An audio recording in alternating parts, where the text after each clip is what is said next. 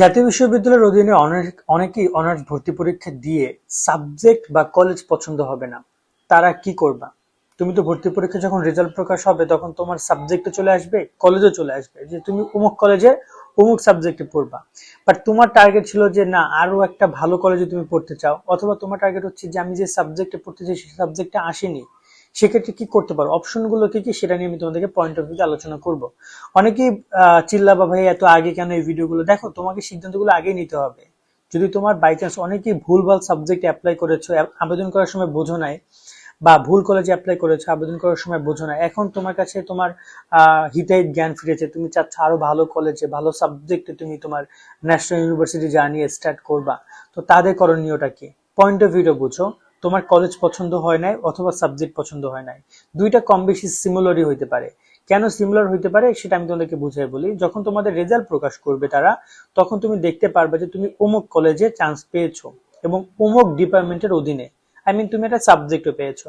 ধরে নাও যে তুমি, তোমার 1 নম্বরে ছিল বাংলা, 2 নম্বরে ছিল ইংরেজি, আর 3 নম্বরে ছিল মার্কেটিং। তুমি চান্স পাইছো মার্কেটিং এ, তোমার টার্গেট ছিল বাংলা ইংরেজিতে চান্স পাইলে আমি ওই কলেজে পড়বো।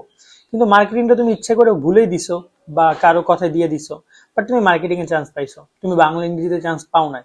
এবং ওই কলেজে এখন তোমার টার্গেট হচ্ছে যে ওই কলেজে তুমি আর পড়বা না, এমন চিন্তা ভাবনা রয়েছে তোমার। সো এই পয়েন্ট অফ ভিউতে তুমি যেটা করতে পারো, তোমাকে যেটা প্রথম যখন মেধা তালিকা যখন তুমি এটা দেখতে পারবা, তখন তোমার হাতে কোনো কিছু করার থাকবে না। যদি তোমার মার্কেটিংটা চলে আসে, তাহলে তুমি ফার্স্ট অ্যাটেম্প হইতে পারে তোমার, তুমি যখন ভর্তি শুরু হবে তোমার, তখন তুমি গিয়ে মার্কেটিং এ ভর্তি হবে না। এইটা হচ্ছে তোমার ফার্স্ট কাজ।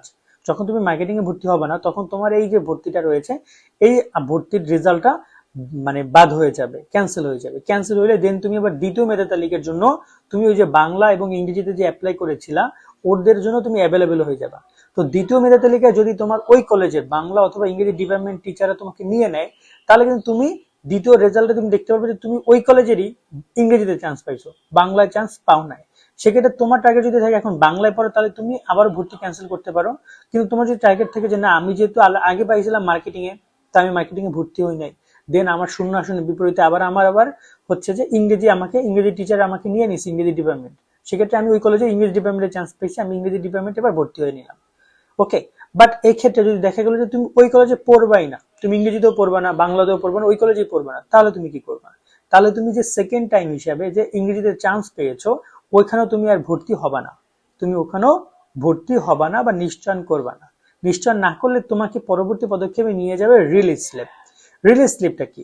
রিলিজ স্লিপ হচ্ছে যখন তুমি এই যে প্রথম মেধা তালিকায় চান্স পাইছো কিন্তু ভর্তি হও নাই, দ্বিতীয় মেধা তালিকায় চান্স পাইছো কিন্তু ভর্তি হও নাই, এই দুইটা পর্যায়ে যাওয়ার পরে রিলিজ স্লিপে যখন তুমি যাবা, তখন তোমাকে জাতীয় বিশ্ববিদ্যালয়ে আবার আবেদন করার সুযোগ দিবে, একদম নিউ আবেদন। তার মানে এই যে একটুকে যে তুমি যে দুইটা কলেজে চান্স, একটা কলেজে দুইটা সাবজেক্টে চান্স পাইছো, এটা কিন্তু তোমার ওই যে প্রথমবার যে আবেদন করেছিল সেই আবেদনের পরিপ্রেক্ষিতে, সেই রেজাল্ট প্রকাশের পরীক্ষা দিয়েছো তার পরিপ্রেক্ষিতে হয়েছে। কিন্তু এই যে পরীক্ষাটা দিয়েছে, পরীক্ষায় যে নাম্বারটা পেয়েছো, নাম্বারটা দিয়ে তুমি আবার রিলিজ স্লিপে অ্যাপ্লাই করতে পারবা 5টা কলেজে। কটা কলেজে?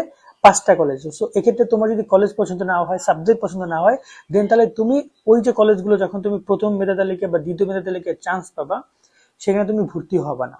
তুমি ভর্তি হবা বা তুমি আবেদন করবে রিলিজ স্লিপে। দেখো আবার বিষয়টা বুঝাই বলি, প্রথম মেধা তালিকা দ্বিতীয় মেধা তালিকা এই দুইটা তোমার জন্য খুব রিস্ক ফ্রি জায়গা, কোনো ঝুঁকি নাই। কিন্তু যখন তুমি রিলিজ স্লিপে যাবা, যে 5টা কলেজে অ্যাপ্লাই করবা, আদৌ তারা তোমাকে নিবে কিনা, সেখানে কিন্তু পর্যাপ্ত ঝুঁকিও রয়েছে। বাট তোমাকে সেই ক্যালকুলেশনটা মাথার মধ্যে রাখতে হবে। হ্যাঁ, ঝুঁকি না নিলে দুনিয়াতে কোনো কিছু সম্ভব না। তোমাকে ঝুঁকি নিতে হবে, বাট যদি তোমার কাছে মনে হয় যে আমি ঝুঁকি নিব না, তাহলে তুমি মেধা তালিকার যে কলেজগুলো পাচ্ছ সেখানে তুমি ভর্তি হয়ে যাও, যে সাবজেক্টগুলো পাচ্ছ সেখানে ভর্তি হয়ে যাও। কিন্তু তুমি যদি রিলিজ স্লিপে আসো, তখন তুমি 5টা কলেজে অ্যাপ্লাই করতে পারবে। সেই 5টা কলেজ যে কোনো টিচার তোমাকে চাইলে নিতে পারে, যে কোনো ডিপার্টমেন্ট চাইলে তোমাকে নিতে পারে, যে ডিপার্টমেন্ট তুমি অ্যাপ্লাই করবা। যদি তারা তোমাকে না নেয়, দেন তুমি আবার সেকেন্ড রিলিজ স্লিপে গিয়ে আরো 5টা কলেজে অ্যাপ্লাই করতে পারবা। বাট এক্ষেত্রে তোমাকে জাতীয় বিশ্ববিদ্যালয়ের অধীনে অনেক কলেজে আসন সংখ্যা ফাঁকাও থাকে, আসন সংখ্যা ফাঁকাও থাকে। এক্ষেত্রে তোমাকে বুঝে শুনে রিলিজ স্লিপ অ্যাপ্লাই করতে হবে। দেখা গেলো যে তুমি টার্গেট করেছো, আমাকে একটা স্টুডেন্ট আজকে একটা মেসেজ করেছে, ভাই আমি বর্তমানে পড়াশোনা করছি, আমি একটা কলেজে তোমার হচ্ছে অ্যাপ্লাই করেছি, কিন্তু আমি সেই কলেজে ভর্তি হব না, আমি হবো ওই একটা কলেজে। আমি বললাম ওই কলেজে তুমি যে ভর্তি হবো, ওই কলেজে তোমাকে নিবে কিনা, ওই কলেজে কত নম্বরে এবার ফার্স্ট মেরিট লিস্টে নিয়েছে প্রথম মেধা তালিকায়, সেটা তুমি খোঁজ নাও। যদি দেখো যে না, ওই নাম্বারটা তোমার নাম্বারের সাথে কাছাকাছি, তাহলে তুমি গিয়ে তাহলে তুমি বর্তমান কলেজে ভর্তি হয়েও না, তুমি রিলিজ স্লিপে ওই কলেজে অ্যাপ্লাই করো।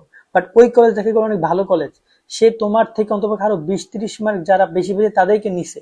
So তুমি যদি সেখানে খুবই কম নাম্বারে অ্যাপ্লাই করো রিলিজ স্লিপে, তোমাকে কি নিবে? নিবে না। এই হিসাব নিকেশ রয়েছে। তো আশা করি পুরো পয়েন্ট অফ ভিউটা তোমরা বুঝছো যে তোমাদের কি করণীয়। তারপর যদি তোমাদের কোনো প্রশ্ন থাকে তোমরা কমেন্টে জানাও, চেষ্টা করবো সেই বিষয় নিয়ে কথাবার্তা বলার। সকলে অনেক ভালো থাকবা।